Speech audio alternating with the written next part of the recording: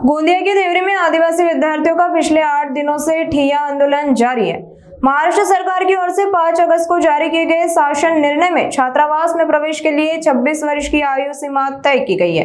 ऐसे फैसले के विरोध में सैकड़ों आदिवासी छात्र एकात्मिक आदिवासी विकास परियोजना कार्यालय के सामने धरने पर बैठे हैं। विद्यार्थियों का आरोप है कि इस नई आयु सीमा के कारण उच्च शिक्षा हासिल करने और प्रतियोगी परीक्षाओं की तैयारी करने वाले कई आदिवासी छात्रों को छात्रावास की सुविधा से वंचित होना पड़ेगा। दूर दराज और ग्रामीण क्षेत्रों से आने वाले विद्यार्थियों के लिए छात्रावास की सुविधा बेहद महत्वपूर्ण है। ऐसे में इस निर्णय से उनके शैक्षणिक भविष्य पर असर पड़ने की आशंका जताई जा रही है।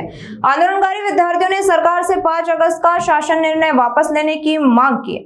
साथ ही आदिवासी विकास मंत्री अशोक उईके के इस्तीफे की मांग भी विद्यार्थियों ने की। 8 दिवसापासून आम्ही सर्व विद्यार्थी ह्या ठिकाणी आंदोलन करत आहोत, जेणेकरून आमच्यावर प्रशासनाने जो लादलेला एक जोर जबरदस्तीने लादलेला एक काळा जी आर आहे त्याला रद्द करण्याचा आमचा प्रयत्न आहे। जे त्यामध्ये खूप साऱ्या त्रुटी आम्हाला बघायला मिळतात, जसे की आम्हाला 30 वर्षापर्यंत शिकण्याचे म्हणजे वसतिगृहात प्रवेश मिळेल आणि बहुतेक असे समस्या आहेत, जेणेकरून 15 किलोमीटरमध्ये जर तुमच्या वसतिगृहाच्या गाव येत असेल तर त्या ठिकाणी त्या गावातल्या म्हणजे विद्यार्थ्यांना वसतिगृहात प्रवेश नाही।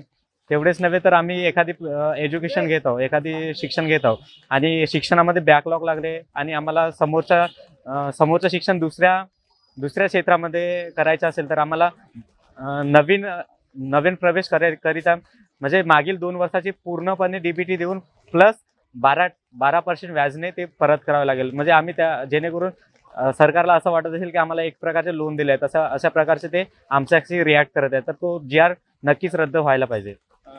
आपली मागणी पूर्ण झाली नाही तर पुढची भूमिका काय राहणार? बघा, इथे आम्ही बसलेलो आहोत, आम्ही विद्यार्थी आहोत। जर आमची मागणी पूर्ण झाली नाही तर आमच्या मागे सुद्धा आमचे आई वडील आहेत, आमचे पालक वर्ग आहेत। जर आमची मागणी पूर्ण झाली नाही तर आम्ही एक राज्यव्यापी आंदोलनाचा प्रयत्न करू व ज्यामध्ये आमचे आई वडील व संपूर्ण समाज त्यामध्ये समाविष्ट राहील व ह्या संपूर्ण जो प्रशासन आहे त्याला हादरण्याचा त्याला हलवण्याचा प्रयत्न आम्ही करू।